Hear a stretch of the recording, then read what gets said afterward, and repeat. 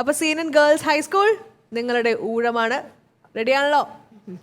Okay, നിങ്ങളുടെ 90 second ഇതാ ആരംഭിക്കുന്നു. ആദ്യത്തെ ചോദ്യം, ഋഷി ശൃംഗന്റെ പത്നി ആര്? ഋഷി ശൃംഗന്റെ പത്നി ആര്? ശാന്ത. ശരി ഉത്തരം. ദേവലോകത്തിൽ മാത്രം വളരുന്ന പുഷ്പം ഏതാണ്?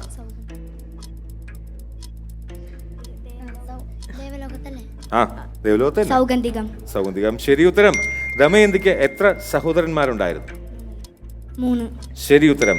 ഇന്ദ്രൻ സകരന്റെ അശ്വത്തെ എവിടേക്കാണ് കൊണ്ടുപോയത്? കപിലമുനിയോടെ സമുദ്രത്തിനടിയിലേക്ക്. കപില മഹർഷിയുടെ അടുത്തേക്ക്. ഓക്കെ. ശരി ഉത്തരം. വൃത്രാസുരനെ വധിക്കാൻ ആരുടെ സഹായം തേടാനാണ് ബ്രഹ്മാവ് നിർദ്ദേശിച്ചത്? വൃത്രാസുരനെ വധിക്കാൻ ആരുടെ സഹായം തേടാനാണ് ബ്രഹ്മാവ് നിർദ്ദേശിച്ചത്? 47 സെക്കൻഡ്സ് ബാക്കി. വേണമെങ്കിൽ സ്കിപ്പ് ചെയ്യാം. സ്കിപ്പ് ചെയ്യാം. ഓക്കെ, സ്കിപ്പ് ചെയ്തിരിക്കുന്നു. അഗസ്ത്യ മഹർഷിയുടെ പത്നി ആര്? ലോപാമുദ്ര. ലോപാമുദ്ര. ശരി ഉത്തരം. കാർക്കോടക സർപ്പം ഏത് വിദ്യയാണ് നളന് ഉപദേശിച്ചു കൊടുത്തത്? അശ്വഹൃദയ വിദ്യ. ശരി ഉത്തരം. അശ്വഹൃദയ മന്ത്രവും അക്ഷഹൃദയ വിദ്യയും യുധിഷ്ഠിരന് ഉപദേശിച്ചത് ആര്? ബൃഹദശ്വമനി. ബൃഹദശ്വൻ. ശരി ഉത്തരം. ചവന മഹർഷി ആരുടെ പുത്രനാണ്? ഭൃഗു. ഭൃഗു മഹർഷിയുടെ. ശരി ഉത്തരം. എന്ത് ചെയ്താലാണ് കാലകേയന്മാർ വധിക്കപ്പെടുക എന്ന് ഭഗവാൻ പറയുന്നത്? സമുദ്രം വറ്റിച്ചാൽ. ശരി ഉത്തരം. എത്ര ദിവസം പുഷ്കര തീർത്ഥത്തിൽ താമസിക്കണമെന്നാണ് നാരദർ യുധിഷ്ഠിരനോട് പറയുന്നത്? സ്കിപ്പ് ചെയ്യാം. ഓക്കെ, സ്കിപ്പ് ചെയ്തു. ജമദഗ്നിയുടെ പത്നിയായ രേണുകയുടെ പിതാവ് ആരാണ്?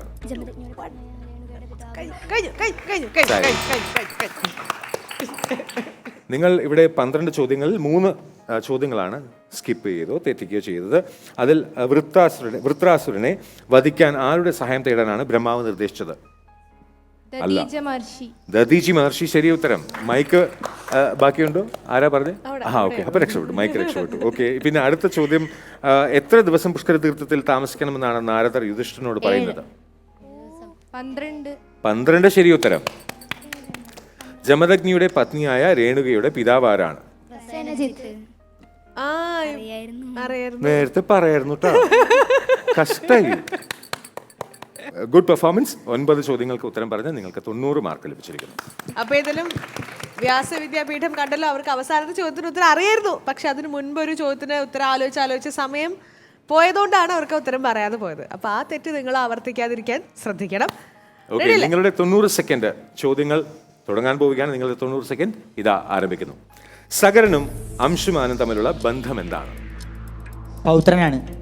ആരാരുടെ പൗത്രനാണ് അംശുമാൻ. ഓക്കെ, ശരി ഉത്തരം. കഹോടന്റെയും സുജാതയുടെയും പുത്രൻ ആരായിരുന്നു? കഹോടന്റെയും സുജാതയുടെയും പുത്രൻ. സ്കിപ്പ് ചെയ്യുന്നു. ഓക്കെ, ഭൃഗുവിന്റെ പുത്രൻ. തെറ്റായ ഉത്തരം.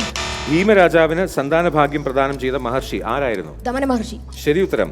ഇന്ദ്രന്റെ വജ്രായുധം നിർമ്മിച്ചത് ആര്? വിശ്വകർമാവ്. വിശ്വകർമാവ്. ശരി ഉത്തരം. വിദർഭ രാജാവിന്റെ പുത്രി ആരാണ്? ദമയന്തി.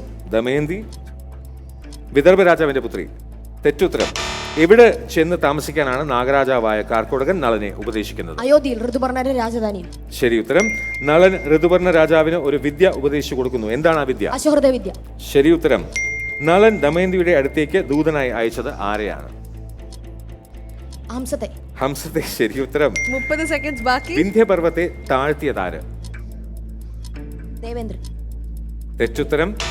10 കോടി 1000 തീർത്ഥങ്ങളുടെ സാന്നിധ്യം ഏത് തീർത്ഥത്തിനുണ്ടെന്നാണ് നാരദ മഹർഷി പറയുന്നത്? പുഷ്കര തീർത്ഥം. ശരി ഉത്തരം. പിതൃക്കളുടെയും ഋഷികളുടെയും ദേവന്മാരും സേവിക്കുന്ന തീർത്ഥം ഏതാണ്? ജംബുമാർഗം. ശരി ഉത്തരം. ജമദഗ്നിയുടെയും രേണുകയുടെയും എത്ര പുത്രന്മാരാണ് ജനിച്ചത്? ജമദഗ്നിക്കും രേണുകയ്ക്കും എത്ര? 4. 13-ൽ 5 തെറ്റുകളാണ്. തെറ്റല്ലെങ്കിൽ സ്കിപ്പാണ് ഉണ്ടായത്. അങ്ങനെ 8 ശരി ഉത്തരമാണ് നിങ്ങൾ നൽകിയത്. അതിൽ 80 മാർക്ക് ലഭിക്കും. കഹോടന്റെയും സുജാതയുടെയും പുത്രൻ ആരായിരുന്നു?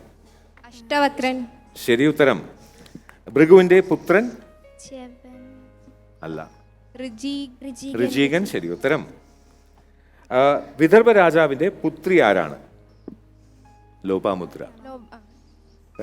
ഓക്കെ, അടുത്ത ചോദ്യം. വിന്ധ്യപർവ്വത്തെ താഴ്ത്തിയത് ആര്? അഗസ്ത്യൻ. ശരി ഉത്തരം. ജമദഗ്നിക്കും രേണുകയ്ക്കും എത്ര പുത്രന്മാരാണ് ജനിച്ചത്? 5.